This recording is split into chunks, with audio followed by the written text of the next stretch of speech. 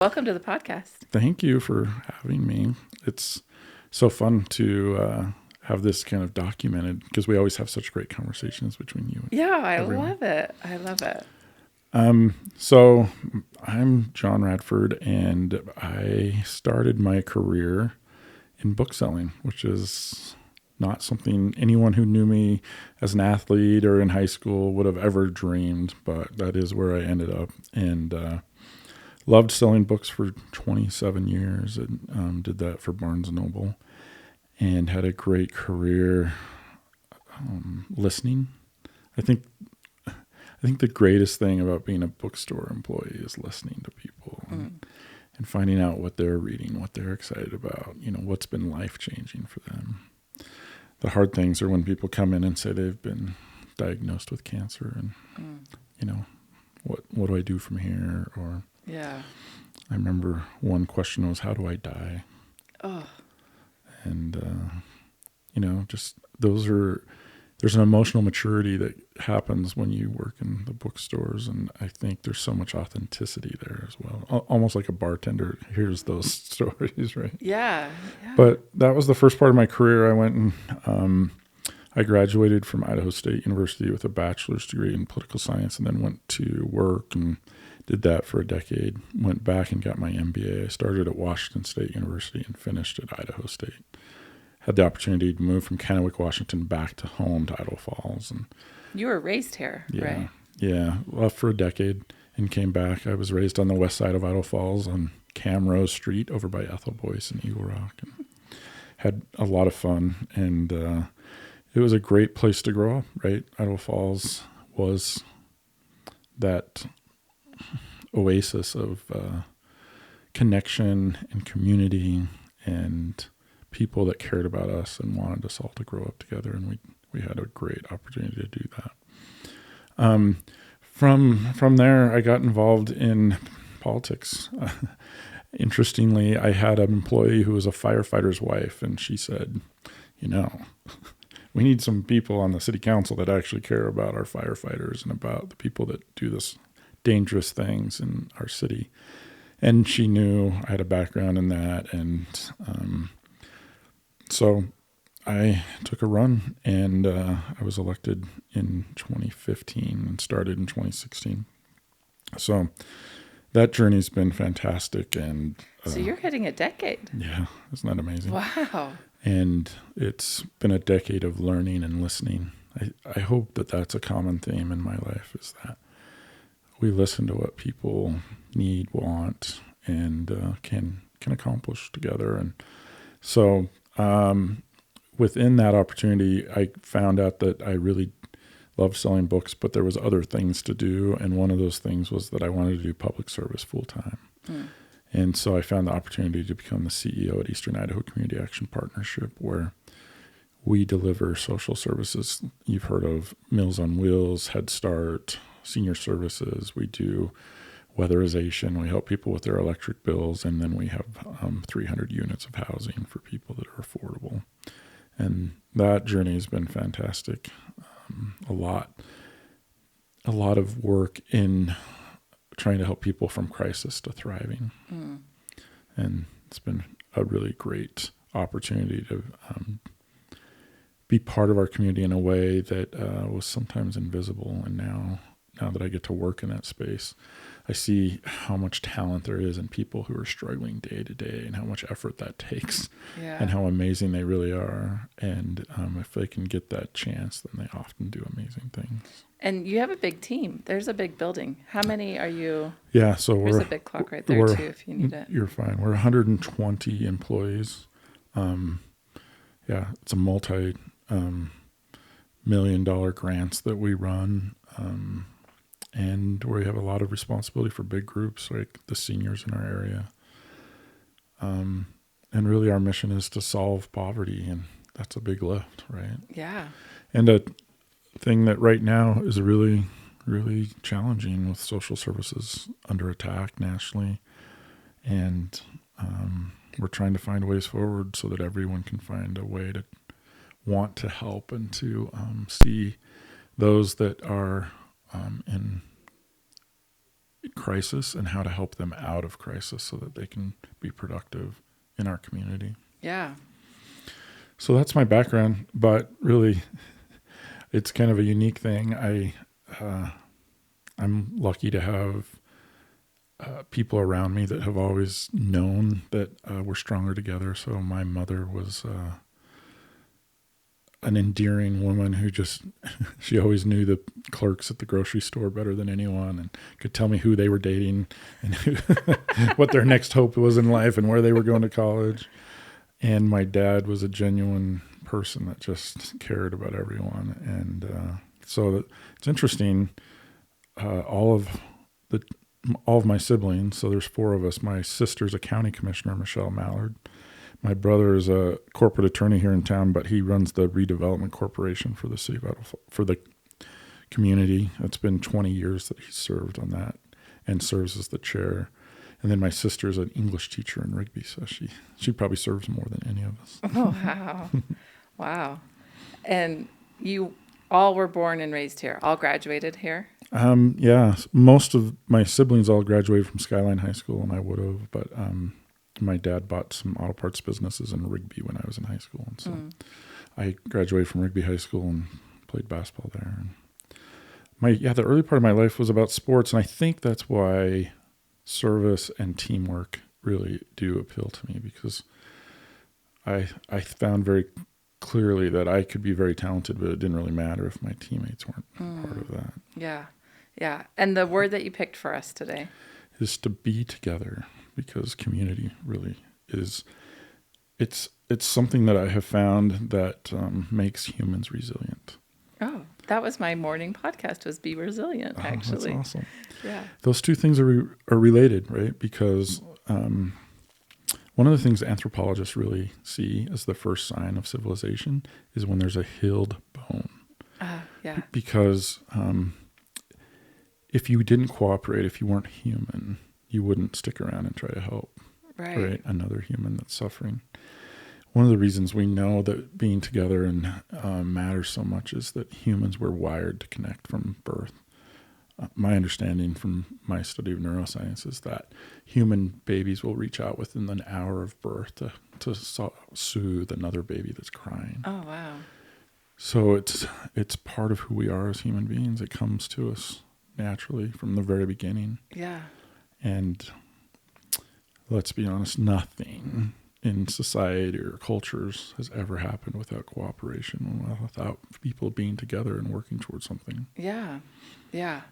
Now, what have you been studying recently that really drives this home? Because I know we've had lots of conversations about it. Yeah. Well, I got interested in a few things. I just recently read the book Palaces for the People, which is talking about how to build community through infrastructure. I also read a book in the late 90s, that then led to a decade of reading of Robert Putnam's works. He starts with a book called Bowling Alone, which was an early look at how society was shifting from bowling leagues to staying home and watching TV and cable TV, and how attendance to things like the PTA or Eagles Club, all those things were declining in the late 90s into the early 2010s. And then I just got done reading Anxious Generation, which is that, I think, points to 2012 and the social media, and from 2012 on, and the mental health crisis that folks are in because they're not having time with other humans. Yeah. But another great book that I'm just finishing is Service Berry, which is a great book about how nature has always been community-minded, and saying that berries on a tree, like that, the very structure of that says, I'm giving, and I want to be part of something bigger. And a bird will eat those berries and then drop them, and then we'll have another tree, and how beneficial that is to their life. And that just these flowers and berries come because they want to give. And they're taking sunlight and oxygen, and they make something of substance. They're nature's first 3D printers, right? And when you think about plants, like, I'm just so fascinated that trees can sequester carbon and create wholeness. And yet we just wander amongst them and don't think about that. But what's amazing about plants, and I'm fascinated by the connections of plants and community, and how we as humans are also so drawn to community. A great example is wildflowers on a prairie. They didn't always bloom together, but it turns out if they bloom together, they're way more attractive to bees. Oh. Just like if there was a dance in the 50s, you went because that's where you could get a date, right? That's where all the single folks were, and you could go then have a better chance of meeting someone. That's true for insects. And for flowers, like if they can all be kind of gloriously perfect at once and bloom at the same time. But one of the most amazing things I think about plants is the mycelium network that allows them to communicate underground through that network. But more interestingly, that I think is fascinating, is that they can also communicate chemically through the air. And we're just finding this out. This is really, really pretty new science. And there's a fantastic book called Light Eaters, and it's such a fascinating read. I've probably listened to it 5 or 6 times because Light Eaters is just this kind of love song to plants and how critically important plants are to human life. Like, we don't have oxygen if trees don't exist. We couldn't exist on this planet. And so the whole concept that trees, we know that in old growth forests, like in Germany, that many times the mother trees that are in charge of those forests will keep their children trees from reaching sunlight for up to 200 and 300 years before they're strong enough to actually reach the canopy and get and summer and the sun. But by the time they're there, they're so strong and they're so stable that it makes the forest whole. And some of the most interesting research recently about trees is that mother trees actually exist. And when they used to clear cut forests, but when they did that, they could never get the forest to grow back right. They just, like, if you've ever been in Michigan and driven down some of those highways and you see trees, they look like potato rows because they're just straight as can be. And that is not nature's design, right? Yeah. They found in Canada that if they leave the mother trees, then the forest will regenerate in the right order because the mother trees have the knowledge that have always kept the forest whole. So the wisdom that's available in nature is overwhelming. But it all points to one thing, and that's this book, Serviceberry, is that we're a world of abundance, that we have somehow said that there's a lack of resources. And it just isn't true. The native tribes in America would just go from one place to another. When the dandelion would appear, they would go eat dandelion roots and the leaves of the dandelions because that was just a treat. And they knew when the serviceberries were going to come out, or the huckleberries or the blueberries, and they would just move about this whole valley here in eastern Idaho. Particularly the show bands were unique, from all the way up in Henry's Lake, all the way down into the site area. They used all the resources. And so I'm fascinated by all of that. And I think what it means is that if nature needs each other, then we as human beings certainly need each other. Yeah. And unfortunately, it feels like we're isolating ourselves more and more. And I'll be honest, what really turned me onto this was the U.S. Surgeon General's report on loneliness. It's 80 pages. And I encourage everyone to go read it, because if you think that you can be strong and just soldier through without other humans, this is from the U.S. Surgeon General. So these statistics are highly researched and valued. Yeah. You're better off smoking 15 cigarettes a day than being socially isolated. If you're socially isolated, you have a 50% higher mortality rate if you're over the age of, I can't remember, but over the age of 60 or something. Wow. And if you come home from a hospital surgery or experience as a single elderly American, you're 50%. You're going to go back within 1 week, and 50% of the people go back if there's no one there with them. But if someone is there. Yeah, that's reduced by half. Wow.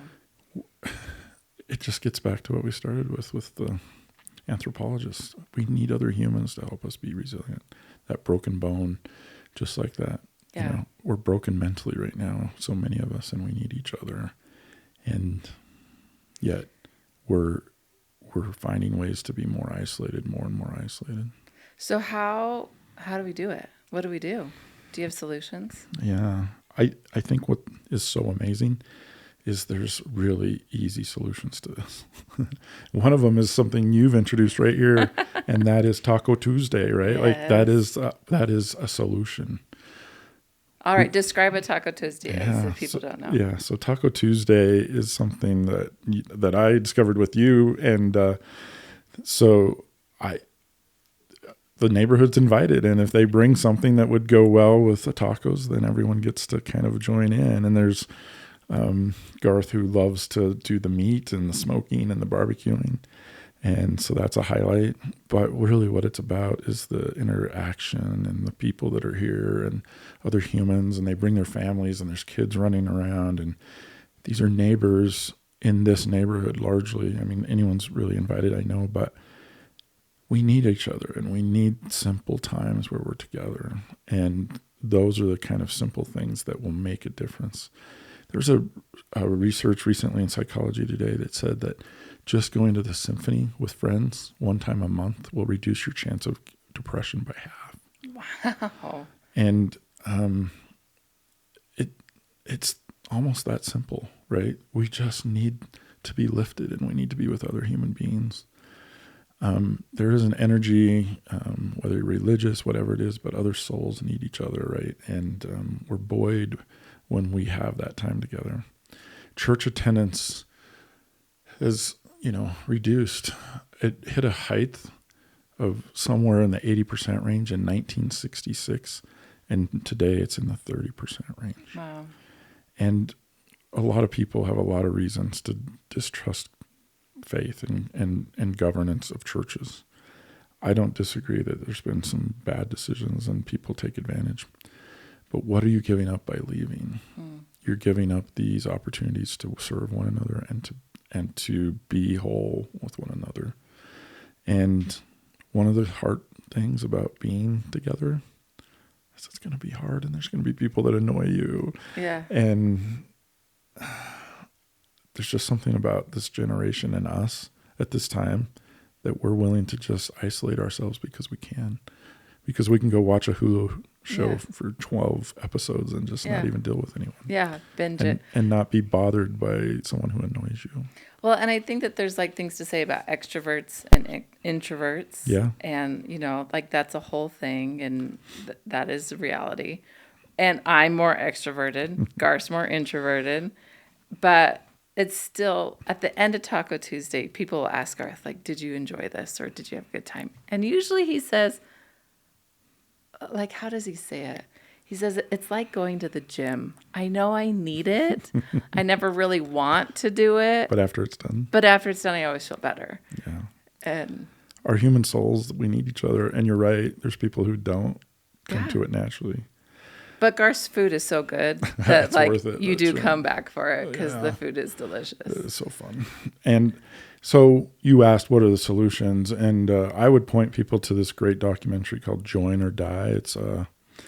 It's taken from Benjamin Franklin's really amazing cartoon that he wrote in Poor Richard's Almanac in the 1700s, where it's a snake cut up in 13 colonies, and each of the parts of the snake are one piece of the colony. The states make up the United States. And it's fascinating because that point was join or die. If the 13 colonies had chosen another path, we could have been Europe. We could have been France versus Britain in World War II, France and Britain were on the same side in World War II. But wars and rumors of war, all those things that could have happened on the American continent, didn't really happen because we joined together. We were stronger, and we became what we are as a United States. And that doesn't happen if we didn't join and if we didn't compromise. People forget how much the southern states gave up to be part of the Union and how much the northern states gave up to the Southerners in terms of representation, because they really didn't have enough population to really be as important in some ways as the northern colonies. But it was important. They knew they needed the strength of what they did, which was farming and the other things like cotton. And I just think this documentary really goes through and says the solution coming out of the Industrial Revolution, because we had some of these same problems. Church membership and attendance was also in the 30% coming out in the 1890s and 1900s. And remember, in 1920, in the short skirts and the flappers, and there was kind of this moral decline. And then by 1960, it was completely back to 80% church attendance.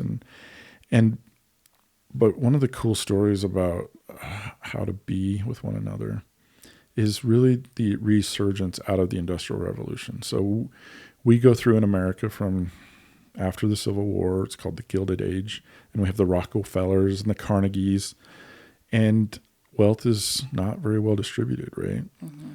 And it turns out that people were working so hard to support the growth of industry that they lost who they were, working 80, 90-hour work weeks, child labor, and the culture and law turned against the robber barons.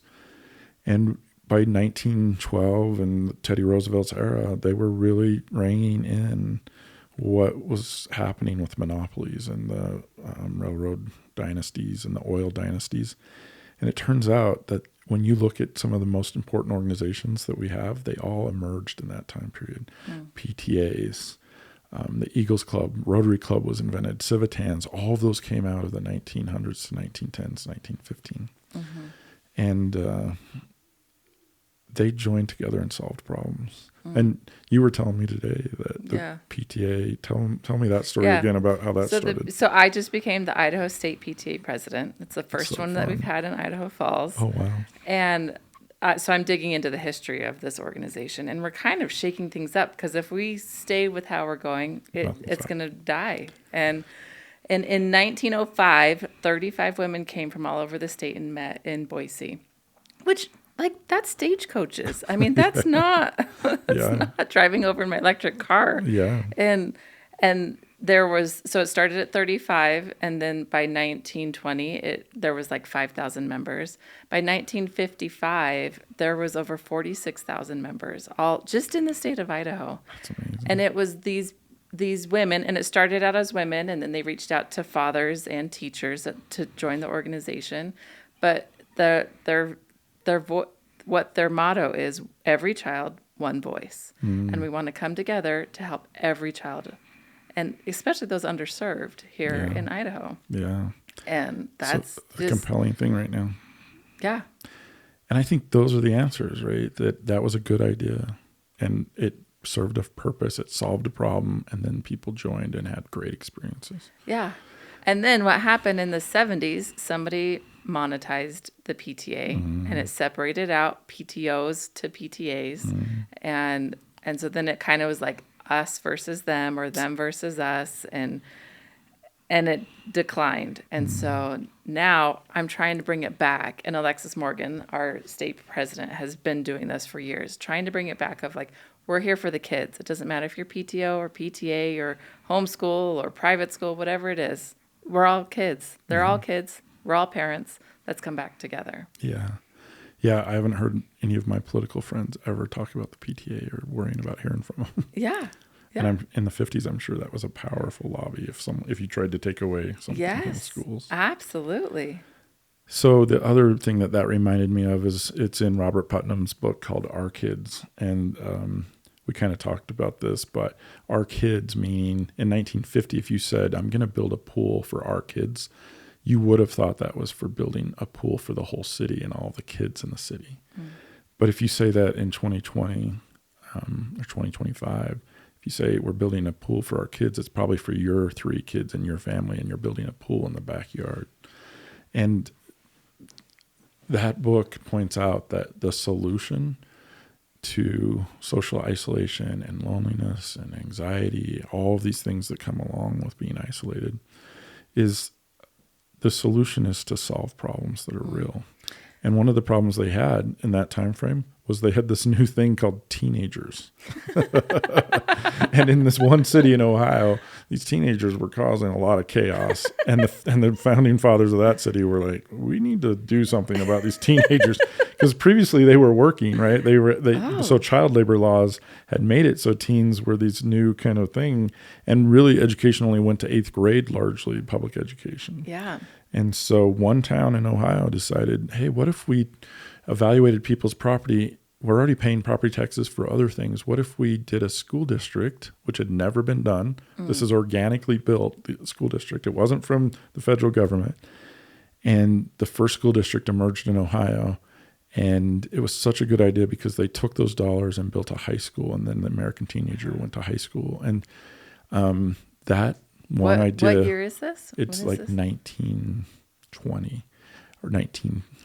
I don't know exactly. The book I read so long ago, but by that one school district, it had spread within 10 years to every city in the country had a school district and had those taxing districts, and decided that was a smart way to pay for public education.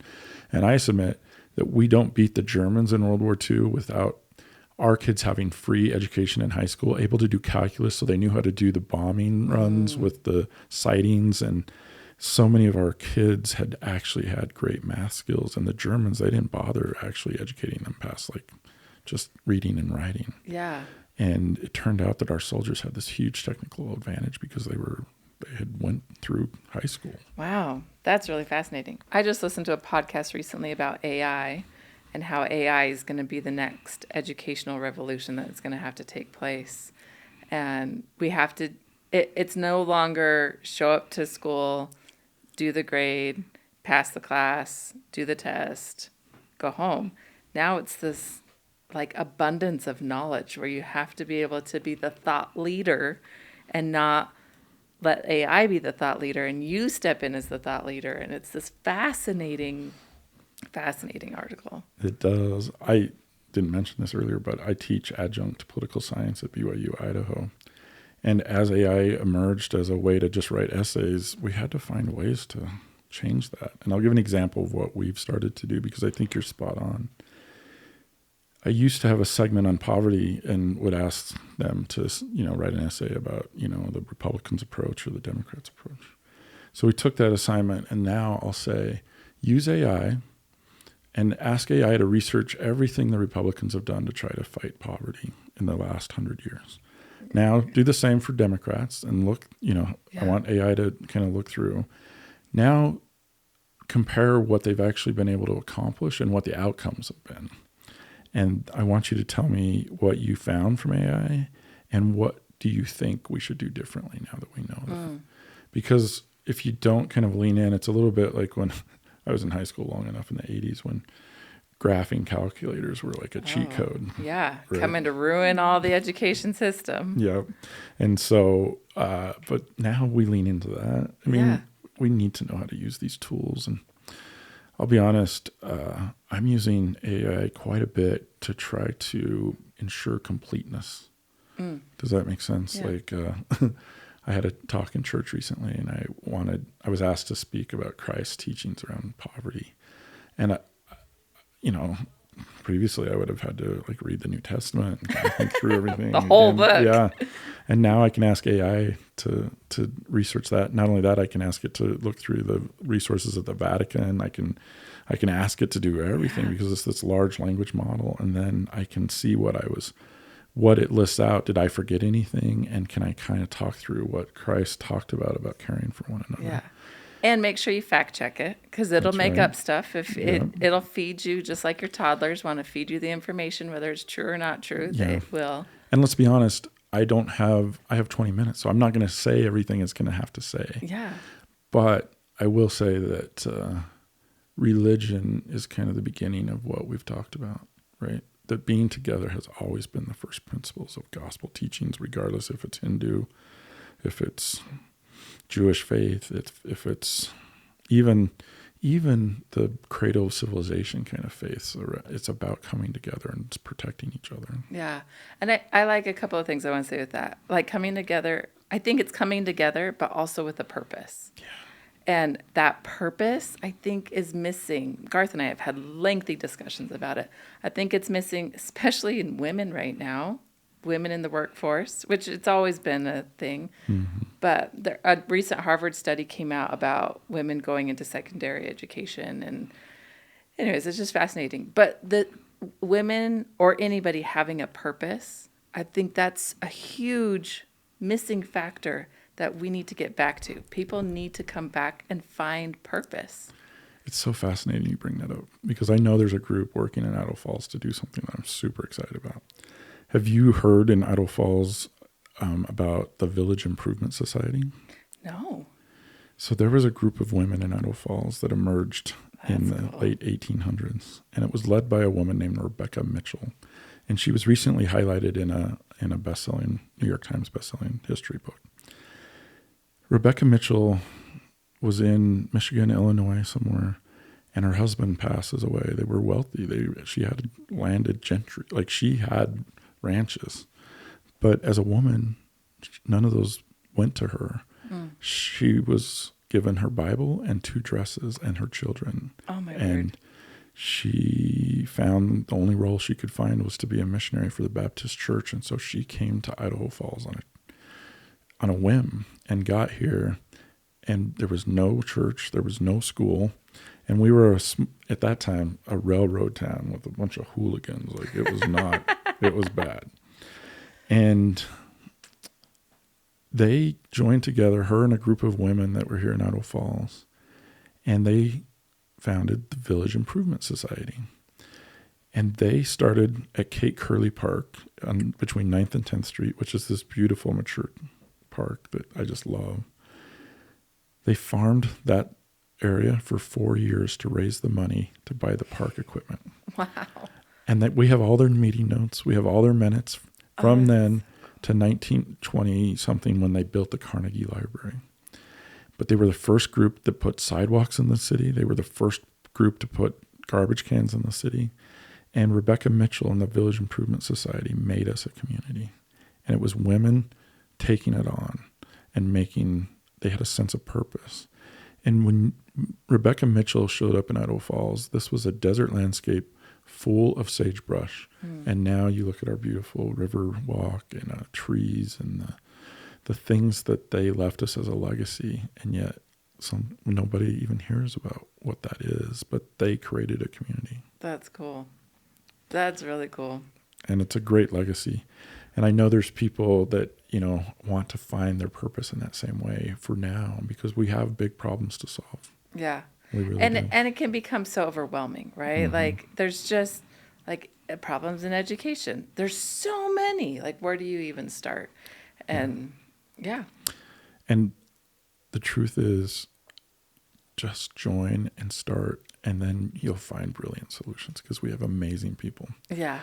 One thing I don't ever want to pass up is the opportunity to say who we are as a community. We're innovators.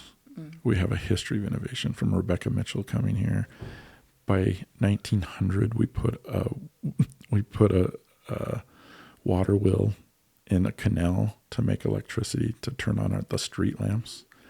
And now we went all the way from that to putting 5 turbines in the river, and we make our own power from the Snake River.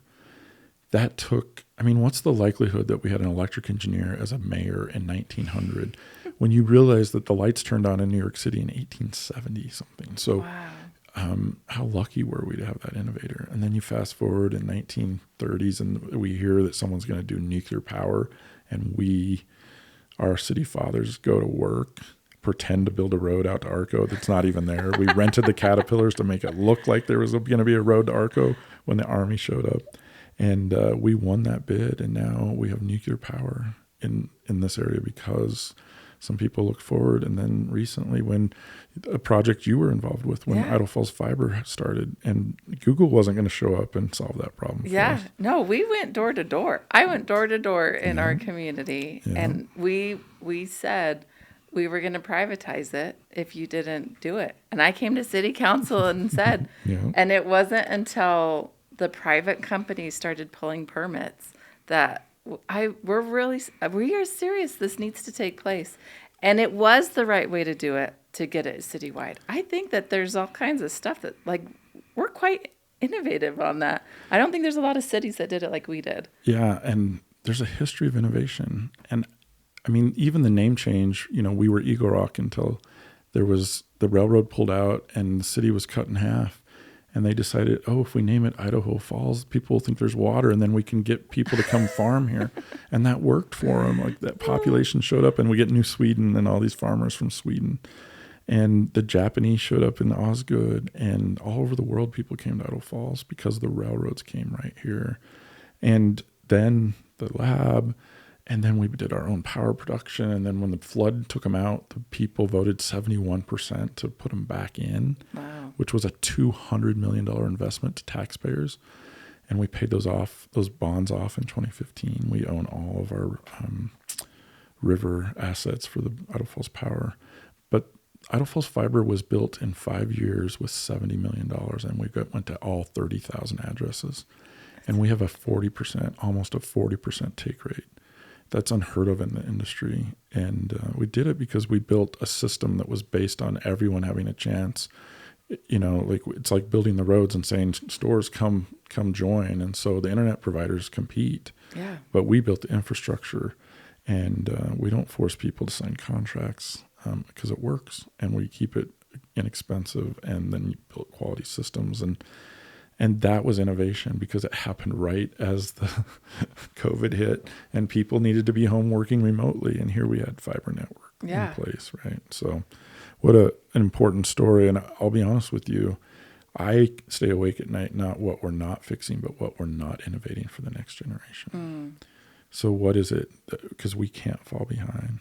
Yeah. One thing that I'm concerned about is that our education systems were built in the Carnegie era with semesters and credits. And I mean, I should be able to go back to the university I graduated from and go to any class at any time, because if you're an architect that hit your head in 1990 and you woke up today out of a coma, you wouldn't know what GIS was, AutoCAD. You couldn't do your job. Yeah. And AI is going to prove that we're ever learning, that we have to be on top of learning. Yeah. And as humans, we can't win the day at graduation in 1990 and work for the next 30 years and think you're not going to have to go learn and continue to grow and learn. So something that I did recently after listening to this AI podcast is it's the CRIT framework. Have you heard of using the CRIT framework? Yeah. So those that haven't, it's you give AI content, and then you ask it to play a role, and then you ask it to interview you, and then you give it a task. And so I put together a board in my memory, like I have ChatGPT, and so I have 7 members on my board, and it's just called the Jamie B board. That's and awesome. I present things to the Jamie B board all the time. And and I have a futuristic, and I have like all these different, you ask what are the most successful boards that are out there. I want somebody like each of those members on it. But one of my board members is future Jamie. So these are all the things that I want to accomplish in my life, and like this is what I want to be remembered by. Yeah. So the legacy you have. Yeah. Future Jamie's on there, and my current Garth is one of my board members too. So, and it's pretty spot on of things that, because I've fed it information, like this is kind of how we are. And it's not telling me things, but it's asking me questions from that point of view. And the information's in my head. I just have to clarify it and get it out. And it's been an amazing exercise. That's so fascinating you bring that up. I was just listening to an audiobook yesterday. David Brooks has a book called How to Know a Person. And that might not be the right title, but it's close to that. And he talks about a Quaker tradition where there's a panel that's assembled, and all they do is ask why. 7 times. Yeah. Is that it? Yeah. And this college, he was in academia, and he was he'd been offered a college presidency. And he assembled this council, and they asked him. And when they asked him why he wanted to be college president, it turned out it was really just to have it as a title thing on his desk resume. and on his resume. And he decided not to do it and went another direction because that is true, right? When we get to the basis of what it's all about. So that's an awesome use of ChatGPT. So, and I just did that because someone Why? asked, yeah. Yeah. So I just asked my board to continue to ask me why, and like I'll say, ask me 5 questions one at a time to get clarifying information before you move on to the next board member. And so it's like, Intensive. It's intensive. Are you tired emotionally when you're done? Like, Yeah, that's a lot. I kind of get headaches at the end of it. It's amazing how grueling it is. And I do a lot of things. I mean, Yes. me. I'm a very hands-on kind of person. But this has been a very mental exercise that I've never had and so intense. I find that really compelling because I think that as we talk about what we're talking about being together, right? Like, what role can we have technology be part of that? Because that's such a compelling way to make it part of what we're trying to accomplish. It doesn't have to be one or the other. And we've talked about this. So the PTA is putting on a big event in September, and it's a community event, and it's more social, less media. That's awesome. And what we're trying to do is kind of answer that question of how to be together. It's not going to be on social media. It's going to be in person. And those are like skills some of these kids don't have that we need to teach. And they went through COVID, and COVID was very hard. It was hard on us all. Yes. But now we're on the other side. So now what can we do in order to fix that? And I'll be honest with you, that is perfect for what we need to do, right? Just how do we get together? I had this experience recently where I was in a situation where it was an ABBA like sing along with a whole group of people. Oh, fun. And the dancing and the singing together of a song we all grew up with and knew the words to. I hadn't felt more connected to a group ever. And I didn't know these people at all. Yeah. Dancing and singing, those came out of traditions where our ancestors knew how powerful they were. Yeah. I recently read the book Black Elk Speaks, and his visions were, they would do 5-day vision quests where they would build out and have the whole tribe, they would build a whole performance of 5 days where they would recreate the visions of people like Black Elk. He would actually do it and paint the horses, and they would have rain like that was brought in, and it was full scale productions, and they would sing and moan and lament together, and it was all meant to play out these visions that these spiritual leaders had. And I think faith, music, prayer, all of these things connect souls somehow, and we feel human when we do it. Pharrell Williams, have you listened to any of his stuff about empathy and how he created that happiness song? But he created a song about happiness for himself, and it just didn't take off. But when he had to do it for Groot, the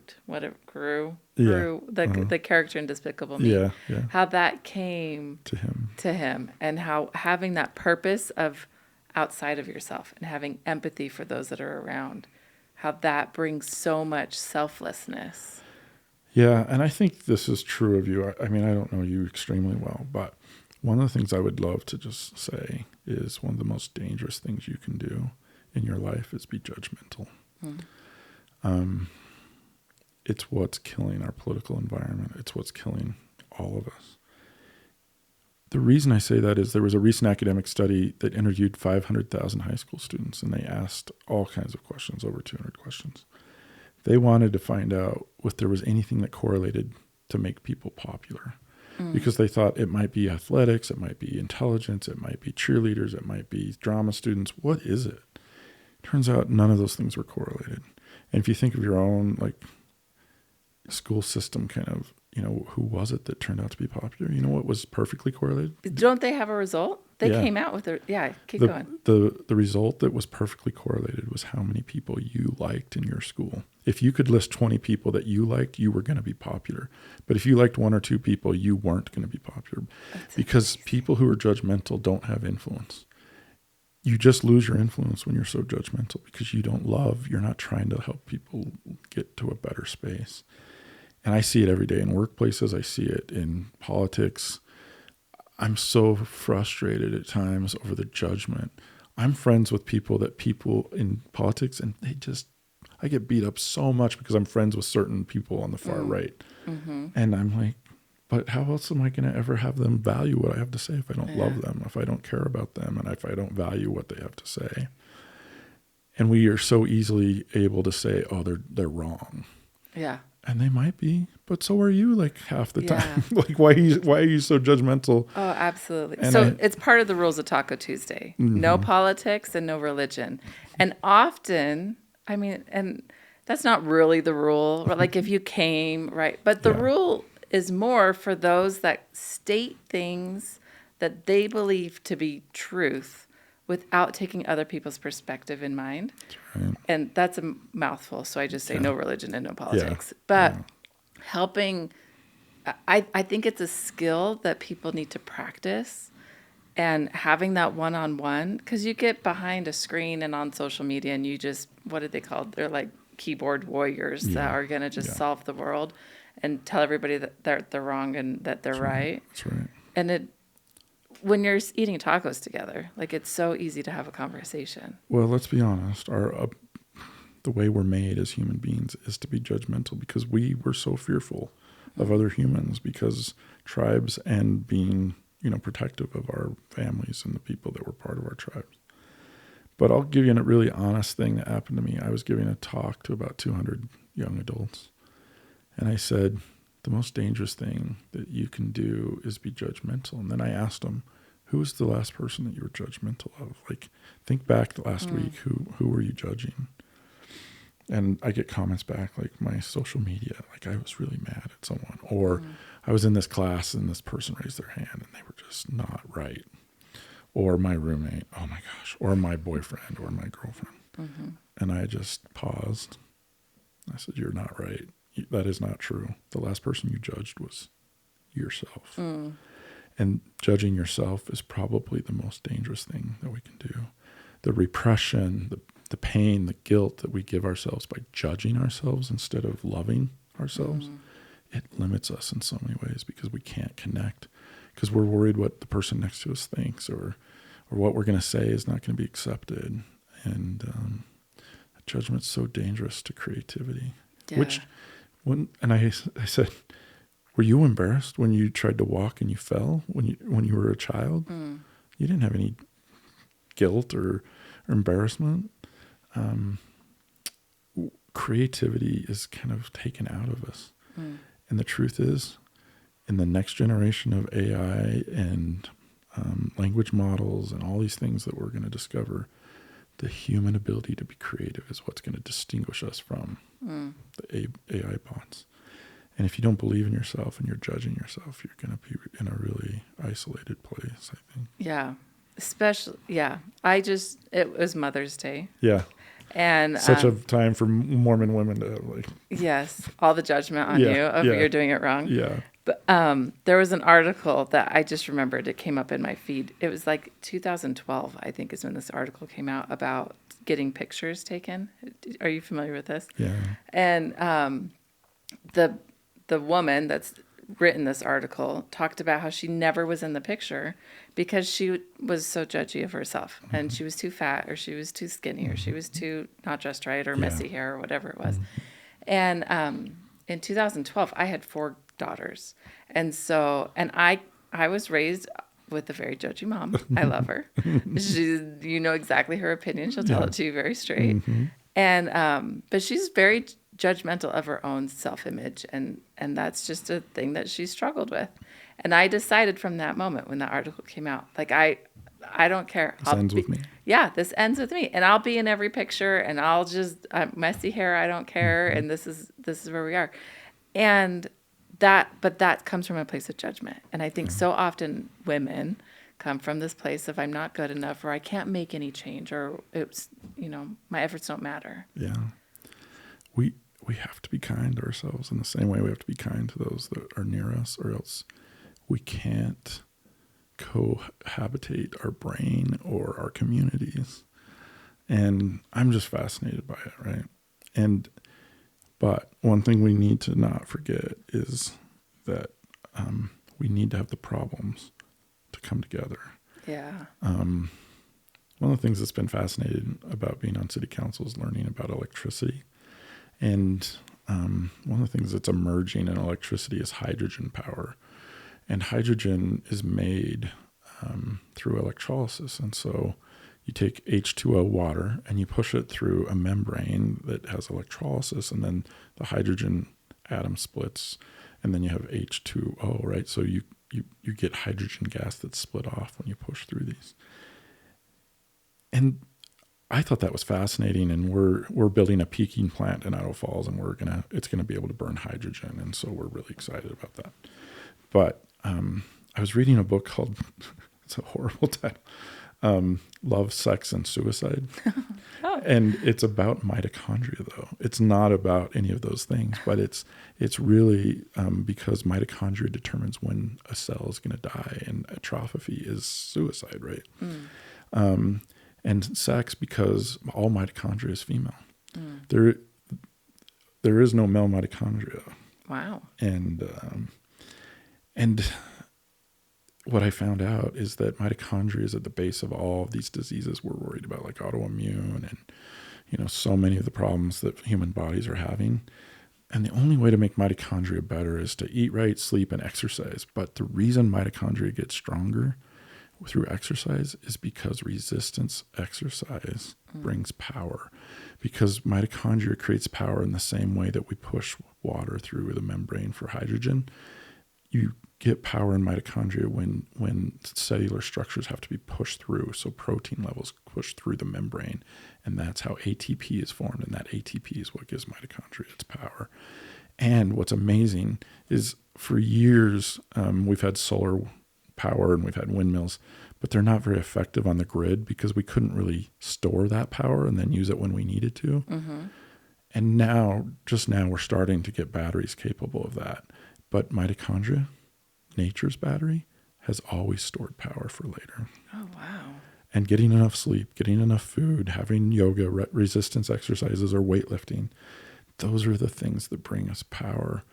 And it's millions and millions of mitochondria working together that gives our human body the ability to function, which is community, right? Is back to this, wholeness that we all are by working together and cooperating, and back to nature actually telling us how to do this.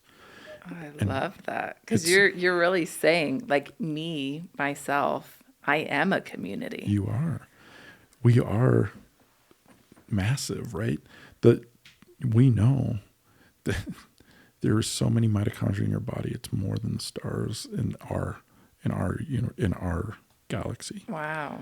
And that's how many mitochondria it takes for you to live and to have energy. Wow.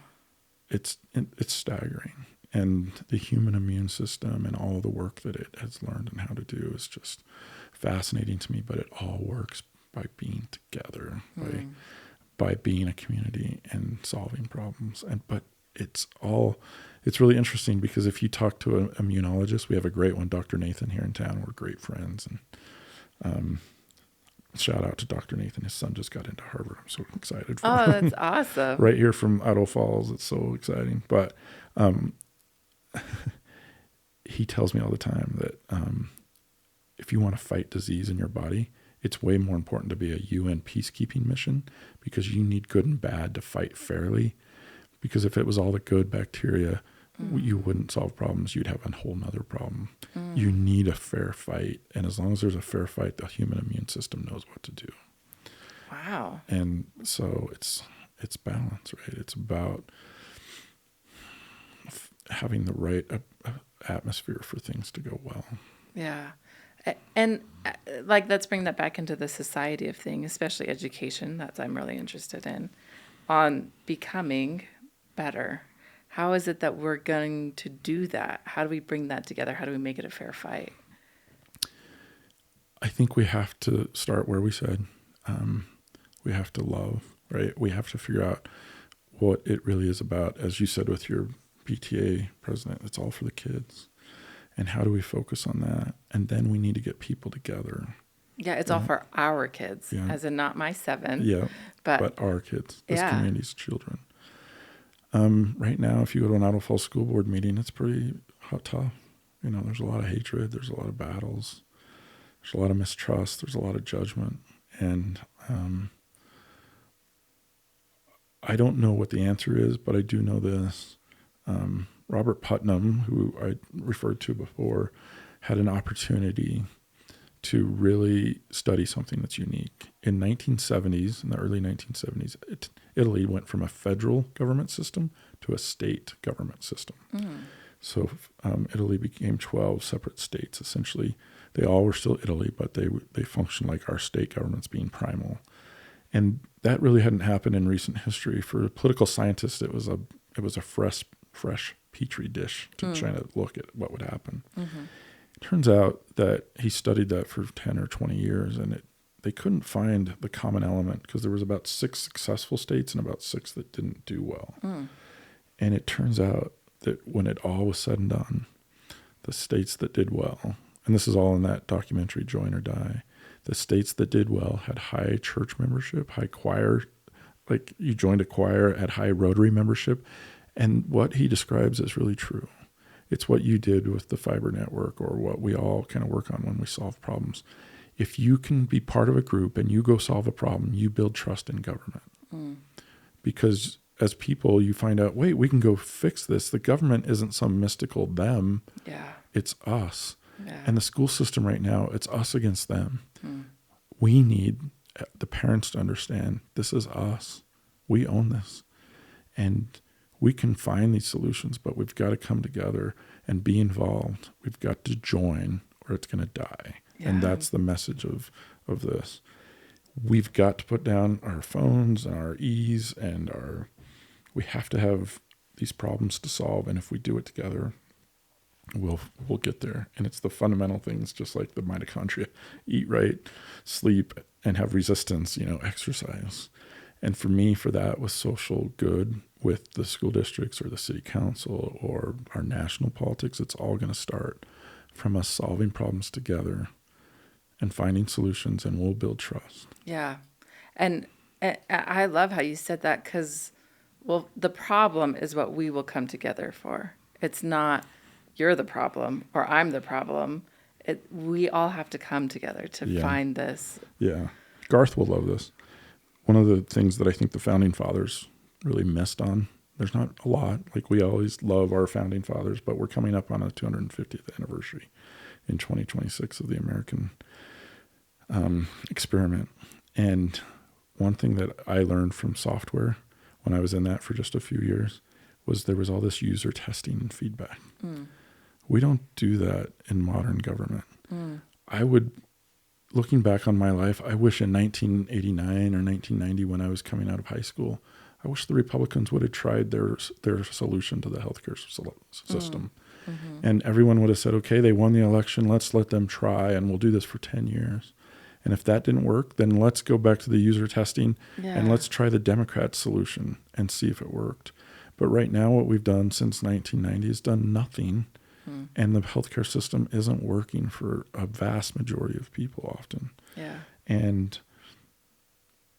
we don't have any way to build trust, because we're like, oh, it didn't work. Let's go do it another way. Because here's what I see. The political parties, there's 2 of them, and neither of them want to ever admit they're wrong to then turn around and try something else. Yeah. And we need that humility to grow. There's no other parts of our world where we don't have humility, that we'll fail and we'll try again.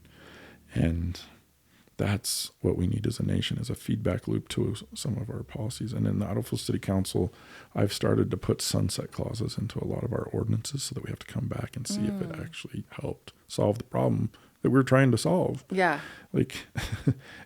We can say that we want a noise ordinance and see if that helps with the problems around construction in early morning. But if we create an ordinance and it gets put in place and that does nothing and everyone still has this complaint, then we haven't actually solved the problem. And so, and so often, the mailboxes, I don't know if you know the details of the mailbox situation that we went into, but what we found, what I found, it was a good exercise. And it actually was at the same time I was doing my MBA capstone project. So that's awesome. I probably learned more from the mailbox experience than I did from my capstone experience.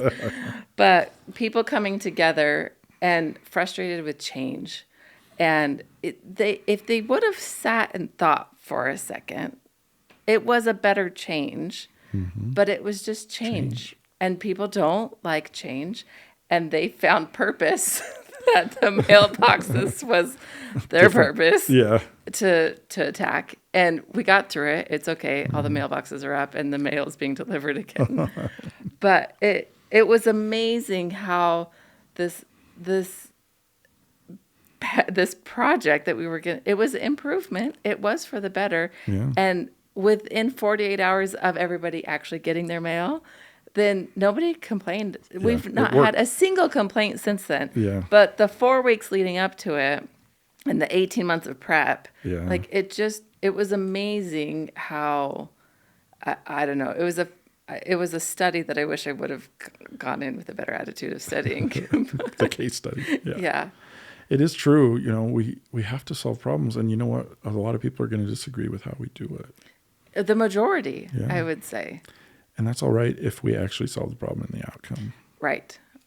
And that's what, and coming back to more social, less media, like social media I don't think it was terrible in its creation. There was a lot of history that, like, I connected with friends. There was some connections. Like, there was some good parts about it. But in 2012, when they started really leaning into the likes and the views and keeping us on the platform, then things got bad. But like, let's step back and recognize. And now, what are we going to do differently? How is it that we're going to do this differently? Yeah, I find that fascinating because my daughter kind of came of age, graduated probably 2016. So she really didn't have the social media world as she emerged, and one of the last generations that didn't. But my niece and my nephews that are raising kids, they have a whole different approach because they've seen the outcomes. So they don't really give their kids screen time in the same way. We run Head Start in Idaho Falls, and there's no screen time in Head Start. I do think that we'll find ways for people to know what these techniques and these tools do, but they don't need to be spending time alone in their bedrooms after dark. Or I'll be honest with you, my sister was a judge here in Idaho Falls for 13 years before she is now a county commissioner. And she would just kind of rail at people that would say, oh, this Operation Underground, we really need to stop sex trafficking. And she's like, yeah, you're not wrong. Like, that's horrible. But you know what we really need to stop is the sports coaches and the uncles or the stepfathers. That's who's sexually assaulting our children, unfortunately. And in the end, it's really fascinating. The dangers weren't by letting kids go out and play outside. The dangers were in our homes on those devices, and young women and young men were being asked to do horrible things by predators. Yeah. And we didn't think of that when our children started on to this, right? The dangers of children being online with undeveloped brains is so scary. Yeah. That's the real danger. I'm working with a lawyer in Vegas, and especially on the legislation with gambling. Like, there's words that are there for vulnerable populations. You can't predatorize them. And like, can we shift that language to these teenagers? So great. Such a great idea. I'll be honest with you. The system failed again in the government, and the feedback loops didn't come back because regulation on the social media sites should have happened a decade ago for sure. Yeah. And we just didn't do it. And no one's willing to stand up to them. And did you hear about the whistleblower from Meta a couple of weeks ago? No, I don't know. In D.C.? She reported, and I don't know names, I'll have to look it up, but they reported that Meta identified 14 to 18-year-olds as a vulnerable population. And, for example, if somebody 14 to 18 deleted a selfie, especially female, they would start advertising beauty products to them. Yeah. Like, that's dark stuff that needs to be addressed. Yeah. I had an interesting experience. I'm on the Governor's Economic Advisory Council, and we went into an executive session. And because I had my phone with me, we changed all the names to protect this company because it's all supposed to be not known until it's announced. And this was months ago, so it doesn't really matter now. But I started getting ads on my phone for that company. Oh, my gosh. because I was, no, I didn't think about turning off the microphone or anything. And so, and the other thing that's crazy to me is my wife will often shop electronically, and I'll start getting ads from my router because we're not even using the same device for my birthday gifts or my Christmas gifts. Like, I saw a book embosser started to be advertised, and like a week later I got that for my birthday. I'm like, of course that's what she would buy me, right? And why would that ad start popping up? And then it just happened each time. And it's so funny. I have very few surprises on my gifts now. That's how dark it is. Like, what they're looking at. Yeah. Well, and there's the memes about like in the early, everybody was so suspicious about things, and now it's like governments set a timer for 15 minutes, please. And we willingly gave away our right to privacy, all of us. Yeah. And it's fascinating because if you would have told me in 1980 that people would be so willing to just give up everything that they look up and do, I would have said no way. But the conveniences was worth it for people to give it up, it seems like. Yeah. And we have to do better. Like as a society, helping these kids, we do. I don't know what it will be. I agree. And I think it'll be a major issue in the next presidential campaign. I think that the political parties that shift and deal with healthcare and these issues, they will get more support. Because I think one thing that we're seeing, my daughter pointed this out to me. She said, "Dad, why do I want to vote for the Democrats or the Republicans?" And I said, "What do you mean?" She said, "Well, the Republicans are protecting these billionaires and the Democrats are just protecting the corporations, but no one's helping me or the working people." And so I do think that the party that kind of turns back to helping families and helping people solve these real problems that are really destructive, they'll get a lot of support and can build support. And it is the role of government to regulate commerce. Yeah. It always has been, and we need to do more of that. Yeah. When it's dangerous to our kids, we should keep government as light of a touch as we can, but still keep people safe. And this is someplace we've failed for sure, is our children. Under the guise of them getting together and collaborating, right? That's what Facebook's promises and TikTok and all of them. Yeah. But go be with real people and solve problems in person. Yeah. And build those social skills, because that's what's going to help us in the future. Well, and in that same sphere, right, we wanted to protect our kids, but then we gave them something that was way more dangerous. And we have to stop and say, okay, we messed up. Yeah. Now we're going to try it again. Yeah.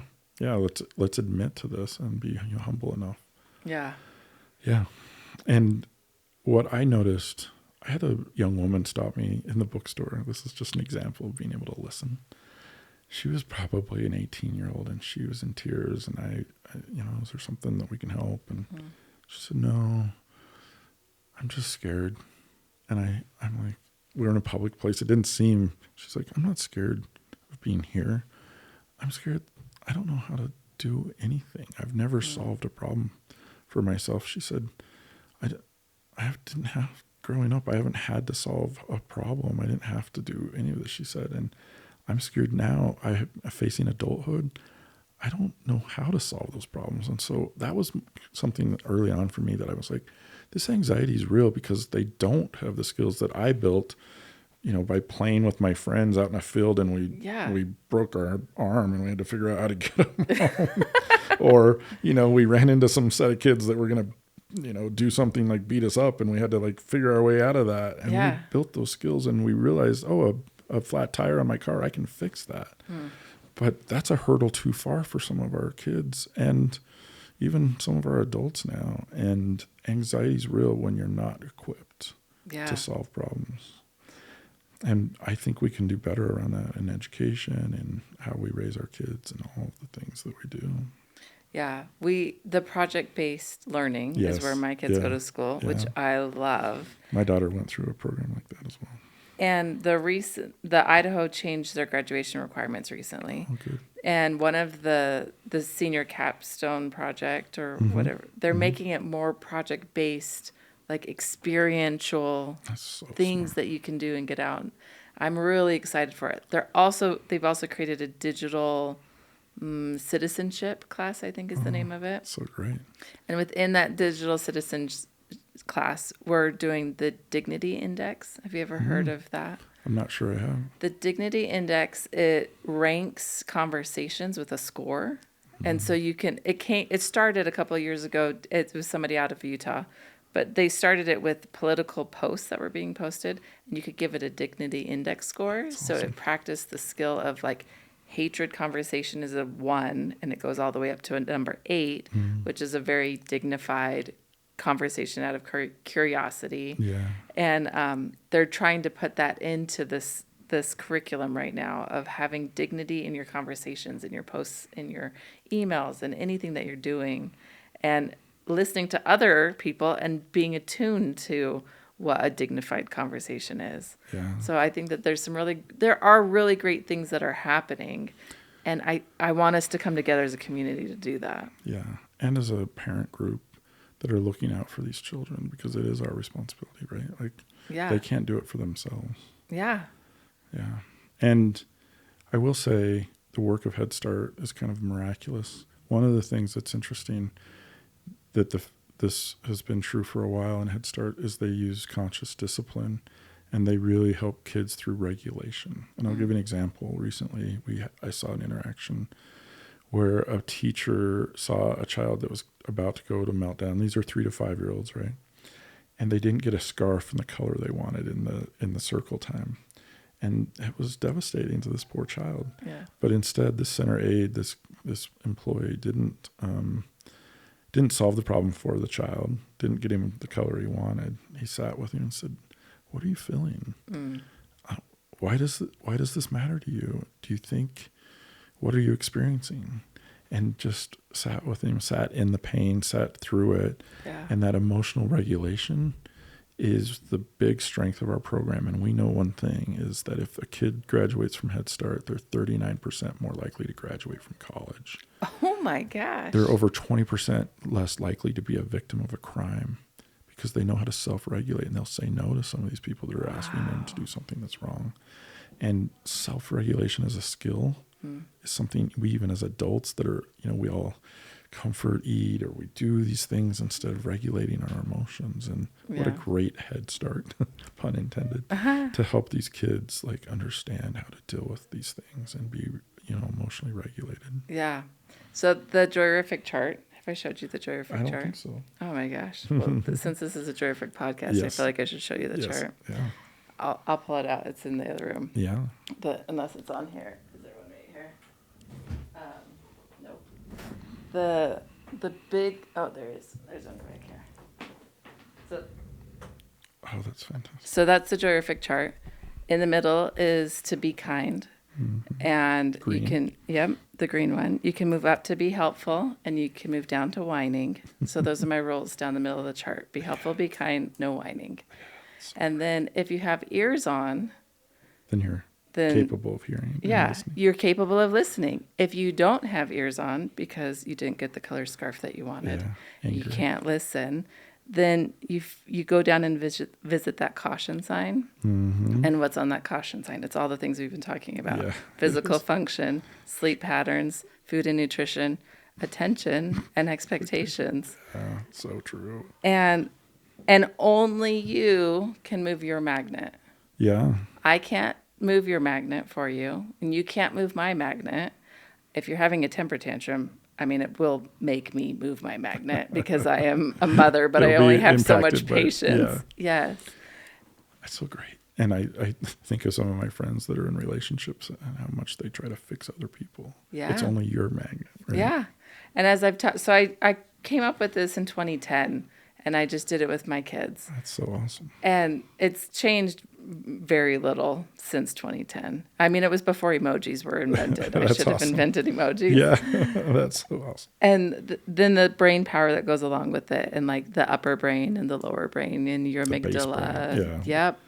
What's happening because you're under threat. Yes. And we talk about QT time. And it's quality together time. So I've never actually put it together with your be together. But it's true, right? Because you gain resilience from being with people. Just like this little kid that didn't have the color scarf. He didn't have his ears on. She sat with him until he did. And then he was able to change his behavior and move on from it.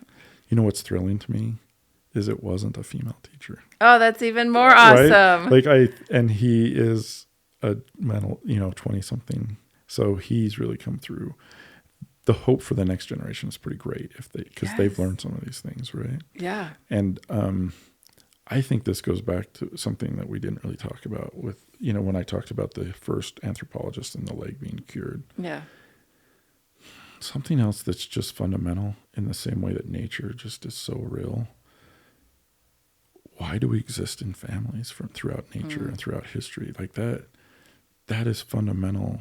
Is mothers love their babies and fathers stick around and want to help with that. And that's a human condition. Yeah. That is natural. It's natural. It's nature, right? And it's incredible that actually works. Because what other animal in the universe does that always stay together? It's pretty rare. It is very rare. But I will say, one of the things I also like to tell people is that if you study wolves or anything else, this whole alpha wolf, the alpha male, it's turned out to be just false research, right? Oh, I didn't know that. Oh, yeah. Clearly, that was something they developed in captivity, and the people that actually watch wolves, female leaders of packs are really the power. What? Yeah. I didn't know that. Yellowstone helped kind of figure this all out, but the lone wolf that goes off and tries to be the alpha, they don't make it. Oh my word, that's because cool. We need each other, right? We're pack animals. The other example I give is my lovely sister-in-law gave me ducks a few years ago, and so we were raising these ducks, and she gave me 6. I'm like, why are you giving us 6? We could start with 1, and she's like, oh, they're packing. You have to have more than 1, and it was so interesting because that was true. The more I researched, and as things happened, it was really rough if they got down to 1 or 2, right? And so eventually we took them back to her where she had a flock. And but when's the last time someone told you that about a human? So have you heard the research about elephants and blue whales? I know a little bit about elephants and teenagers that are they've lost their parents and their families. They're like rogues sometimes. I didn't know about that. That's probably another conversation. Garth just shared with me, and I don't even remember. But it's about women in menopause and how that doesn't. Yeah. It's such a uniquely. So it's unique in women, and the only other creatures that it is blue whales and elephants.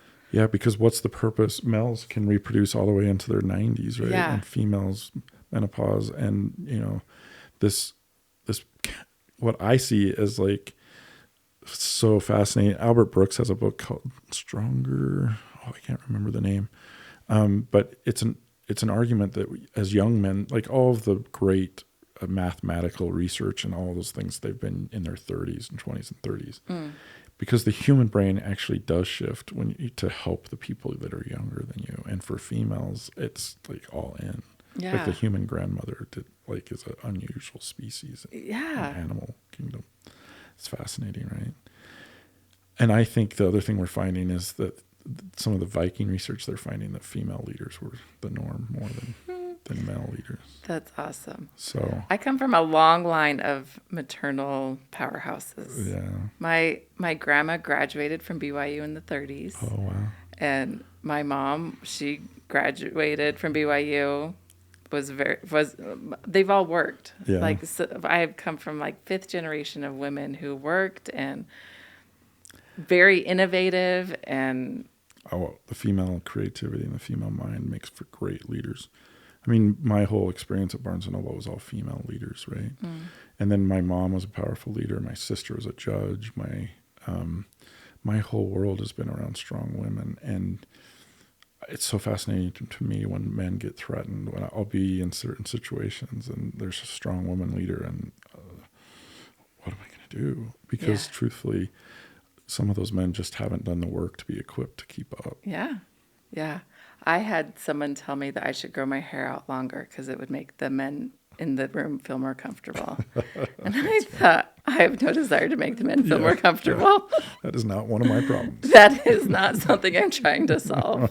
That's a them problem. They can move their magnet. So true. And let's just lean in to to the fact that our city, we've been really fortunate. We had Linda Milam as a mayor, and then Rebecca Casper's been fantastic. It looks like our next mayor will likely be a female, from what I'm hearing. And they're just terrific leaders generally. I mean, just like anyone else, they have weaknesses, but in general, they care deeply, and there's a nurturing feeling to their leadership. Yeah. Warmth and confidence is really the key to being able to lead. And women come by that very naturally. Yeah. And I think that if we can get that in the education system to help these kids to recognize that and to see that, and I have hope. Yeah. I have hope. I do think that's true. And I think that's another place in my life where that was always true. Was the female teachers in my life were always the ones teaching me. It was rarely men. Yeah. So I think that was natural for me as well. But I came up in a time where that was the expectation, right, too. And I'm fortunate that because there were other times where that wouldn't have been true. Yeah. Okay, final thoughts on Be Together. Yeah. Join or die, right? It is that simple. Like, go find a problem you're interested in that is impacting you. Join somebody else that's doing that. And if there isn't something out there, then start it. Yeah. Like, go do something. Or come talk to you or I. Yeah. We have plenty of projects. That's right. There is so much work out there that's happening, and there's so much to do, and we need everyone. I'll be honest with you, in city council, we govern to empty rooms. Like, people are not coming to our meetings until it really impacts them, right? And then we'll have these huge crowds like twice a year maybe, but get involved and be together because you're solving a problem, and you'll be happier because you'll have a sense of purpose. You'll be like having that resistance training you need to solve a problem. And then you'll have power because you in the future will know you don't have to have anxiety about the world. And I will be honest with you, as the national politics have descended, I have had a lot more peace than my friends around me because I am involved in local government. Because we actually are doing work and solving problems, right? And I get to be proactive and not feel like everything's reactive. Yeah. And so that's the thing. Come together, be together, find a problem you want to solve, and work on it. And you're going to fail, but don't give up, because resilience and sticking with it is how you're going to solve the problem. And you're going to learn a lot in the meantime when you fail. So that's important as well. Thank you so much for coming on. Thank you. It's so fun, this conversation. We can do that like forever, can't we? I know. And Garth and everyone. I feel like we need to have a book review podcast, and it just like spews out of you. That is the 27 years of book selling, right? Yes, I know. Over and over. I feel like you have the whole store in your head. It was a day-to-day thing, and I can't tell you how many people have made my life fuller because they shared with me what they loved and what they read, and then I was influenced by it. Yeah. Well, and now use AI to help get that into have it question you, because it's based on all of that knowledge as well. That's so true. I wish I could go back and and like put into a database everything I did read. At one time I was kind of just walking through Barnes & Noble and scanning with my phone just to keep track. But my personal library is, tens of thousands. And so it's difficult to know what I've read and what I haven't. That's amazing. Influenced by. Oh, that's amazing. So fun. Well, thank you so much. We'll have you on again. Thank you. Oh, that was awesome. Sorry. That's way too much information for